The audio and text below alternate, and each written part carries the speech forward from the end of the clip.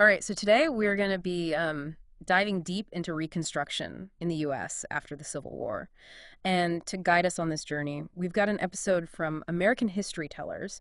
This podcast is really great at giving like a really detailed narrative. So get ready to be transported back to this like pivotal time in American history. Yeah, this period's kind of like a hidden gem, right? It doesn't always get the attention it deserves, but it was just such a time of immense change and upheaval, and honestly, it's still so relevant today. It's shaping so much of what we're still wrestling with as a nation. Oh, okay, you've already got me hooked. Give me a taste, like what is something that surprised you when you're going through the source material? Well, picture this. It's December 1865. The Civil War is finally over, but the nation is deeply divided. And you've got former Confederates marching right back into the halls of Congress, commanding their seats back. Yeah. Can you imagine the tension in that room? Oh man, talk about an awkward reunion, right? It's like, hey, remember that war we just fought? Yeah, good times, good times. Exactly. And then there's President Andrew Johnson. He's got this plan for Reconstruction. But let's just say, it doesn't exactly go over well with everyone. In fact, some might say it backfires spectacularly. Ooh, I'm sensing some drama here. I know there were these big debates about how to bring the South back into the fold. What was Johnson's approach? Well, Johnson favored a lenient approach. He was a Southerner himself. And he really seemed to want to make things easy on the former Confederacy. So he pardoned a lot of Confederate leaders, allowed them to form new state governments, and he even went so far as to return land that had been occupied by black farmers back Huh. to its former owners. Hold on, wait a minute. I thought there was this whole promise of 40 acres and a mule for freed slaves. What happened to that? Yeah, about that. It was more of a fleeting hope than a reality. Johnson's policies essentially allowed white Southerners to regain control and reestablish a system that looked a lot like the old one. And this paved the way for these discriminatory laws known as black codes, which severely restricted the rights of black people. So, after fighting a war to end slavery, black people were essentially being forced back into a system that was almost as oppressive. It just seems unbelievable. It's a tragic chapter for sure. And it created this incredibly tense atmosphere in the South. You've got former Confederates clinging to power. Yeah. Black people are fighting for basic human rights. And the federal government's kind of caught in the middle, trying to figure out how to navigate this incredibly volatile situation. No kidding. And I'm guessing Congress had some thoughts on Johnson's approach. Oh, they definitely had thoughts. The Republicans controlled Congress at the time, Yeah. and they were furious with Johnson. They saw his leniency as a betrayal of everything they'd fought for. And this is where it gets really interesting, because a major rift emerges within the Republican Party itself. Okay, I'm all ears. Lay it on me. All right, so you've got the radicals, led by figures like Thaddeus Stevens and Charles Sumner. They wanted sweeping changes, full civil rights for black people, and they wanted to hold the South accountable for its actions. Then you've got the moderate Republicans, who were more cautious.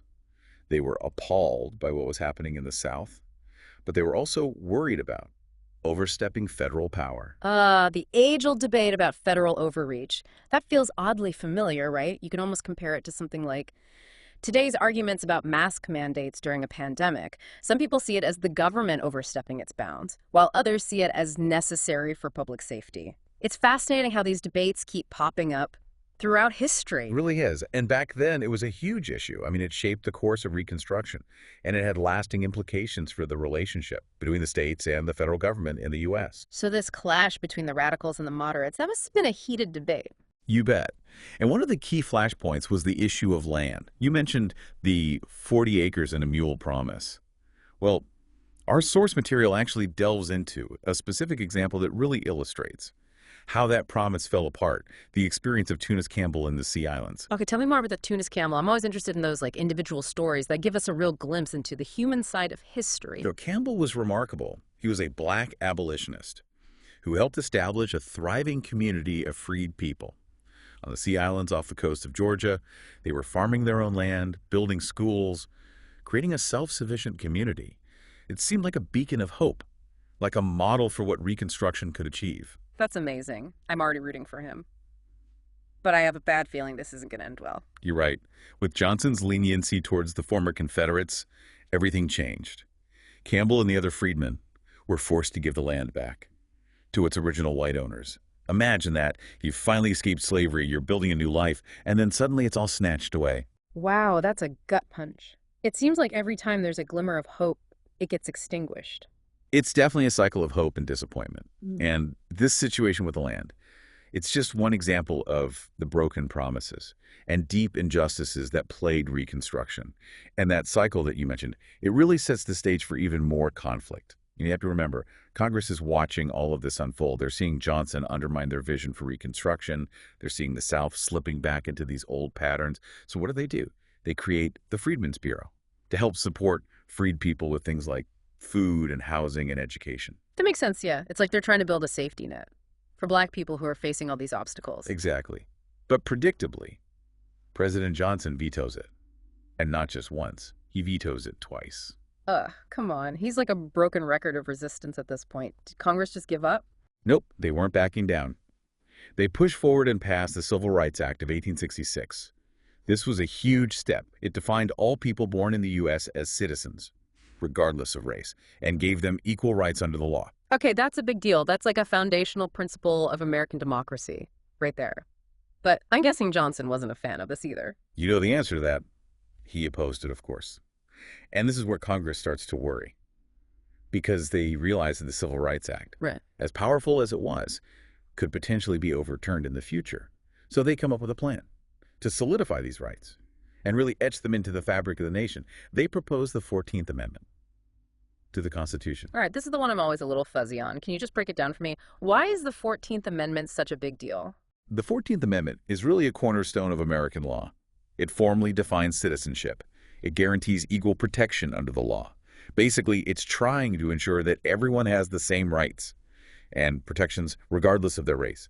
It has had a massive impact on everything from education to voting rights, and it's still incredibly relevant today. So it was a way to really cement those civil rights gains and make sure that they couldn't be easily taken away. Smart move. But I'm sensing a but coming. There's always a but with Johnson, right? So he goes on this speaking tour, this infamous swing around the circle, to try to rally support for his own policies and undermine the 14th Amendment, drum up some public support and make Congress look bad. What could go wrong, right? It sounds like a classic political move. Appeal directly to the people, bypass those pesky lawmakers. In theory, maybe. But this is Andrew Johnson we're talking about. The guy compared his opponents to Judas. This wasn't exactly a well-reasoned, persuasive campaign. It backfired big time. He alienated even more people and basically handed the Republicans a landslide victory. In the 1866 election, It's like he just kept digging himself a deeper hole. Talk about snatching defeat from the jaws of victory. right, so the Republicans now have the power to override his vetoes. And just as all of this political drama is unfolding, something happens that really shakes things up and pushes Congress toward a more radical approach to Reconstruction. Okay, this is what I live for. Those turning point moments in history. What happened? The Memphis Massacre. In May of 1866, an argument between black soldiers and white police officers escalated into this horrific event. White mobs rampaged through black neighborhoods, killing dozens, burning homes and churches. It was just this terrifying display of racial violence. Man, that's just awful. It really highlights how fragile the peace was and how deeply rooted these racial tensions were. Absolutely. And here's where it gets even more powerful. One of the key witnesses who testified before Congress about the massacre was Frances Thompson, a formerly enslaved transgender woman. She bravely spoke out about being raped by police officers during the violence. Her story must have been so powerful. I can't even imagine the courage it took to speak out like that, especially in those times. It was a defining moment. And her testimony helped to galvanize support for stronger federal action to protect black people in the South. So you've got Johnson's failed tour, the Republicans gaining more power, and then this horrific Memphis massacre. It feels like the pieces are starting to fall into place for a major shift in the approach to Reconstruction. You're picking up what I'm putting down. Yeah. Because all of this leads to Congress introducing a real game changer, the Military Reconstruction Act of 1867. Okay, military is a word that definitely grabs my attention. What's the deal with this act? So it essentially puts the South under military rule. They divide it into 5 military districts, each commanded by a Union general. And the Army's job is to enforce the law, protect black people's rights, and oversee the creation of new state constitutions. Wow, so the federal government is basically saying, all right, we tried the nice approach, it didn't work, now we're bringing in the big guns. Exactly. And here's the truly radical part. The act also grants black men the right to vote in those elections for the new state constitutions, Think about that. Hmm. The U.S. Army is enforcing voting rights for formerly enslaved people. Talk about a 180-degree turn. That's a huge step. What was the reaction like? It was a period of tremendous upheaval. For Black Southerners, it was a moment of immense hope, but also tremendous danger. They were eager to exercise their newfound political power, but they faced constant threats and violence from white supremacists who were determined to maintain their dominance. It's a reminder that progress is rarely a straight line. There are always going to be those who resist change, who cling to the old ways. So true. And that's exactly what we see play out in this next chapter of Reconstruction. While there were certainly signs of progress, the reality on the ground was incredibly complex and dangerous. White Southerners weren't going to give up their power easily, and they used every tactic imaginable to try to undermine Reconstruction. So on one hand, we have black men voting, holding office, helping to reshape the South. But on the other hand, there's this constant threat of violence and intimidation. It feels like a tightrope walk. Every step forward is met with this pushback. Yeah, that's a powerful image, that tightrope walk. And it really highlights the precariousness of this period. Right. White Southerners weren't just going to accept these changes passively. They formed groups like the Ku Klux Klan, which used violence and terror to suppress black voting and undermine Reconstruction efforts. The KKK, that's a name that still sends chills down my spine. It's just a stark reminder that hatred and bigotry can be incredibly persistent and destructive. It's a dark side of human nature, that's for sure. And the KKK was incredibly effective at spreading fear and disrupting the progress that was being made. They burned churches, attacked homes, lynched black people, all with the goal of restoring white supremacy. It's just horrifying to think about the level of brutality and the fact that they often operated with impunity. What was the U.S. Army doing to protect black people? And enforce the law. They were supposed to be in charge. Right. They were there to maintain order and ensure that the new laws are being followed. But the reality is, it was a mixed bag. In some areas, the Army was able to maintain some semblance of peace and protect black citizens. But in other places, they were outnumbered, outmaneuvered, and sometimes even sympathetic to the white Southerners' cause. So it's a situation where you have these incredibly brave individuals fighting for their rights, trying to build a better future, but they're constantly facing these forces that are trying to drag them back into the darkness. It's a heartbreaking but crucial part of the story. Mm. And unfortunately, despite the heroism and resilience of Yeah. many black people, these forces of white supremacy began to chip away at the progress of Reconstruction. It's hard not to look at this period and feel a sense of what could have been. Like, here was this chance to truly reshape American society and address these systemic injustices, but it just slipped away. Yeah, it's a sentiment shared by many. And there are a lot of factors that contributed to the ultimate failure of Reconstruction to achieve its goals. But one of the key factors, according to the American History Tellers podcast, was this waning political will in the North. What do they mean by that? Did Northerners just get tired of dealing with the South's problems? In a way, yes. As time passed, Northerners became more focused on issues that were closer to home. Things like economic concerns and political corruption. They started to see Reconstruction as this costly and messy endeavor with no end in sight. And as their attention drifted, so did the federal government's commitment to protecting black rights in the South. It's like that saying, out of sight, out of mind. But the consequences of that shift in focus were devastating for black Southerners. Absolutely. As federal support faded, white Southerners were able to regain control of their state governments. They quickly enacted laws to restrict black voting, segregated schools and public spaces, and basically rebuild the system of white supremacy that the Civil War was supposed to have dismantled. It's like this tragic cycle repeating itself. All those hard-fought gains, those steps toward equality just wiped away. It feels like a punch in the gut.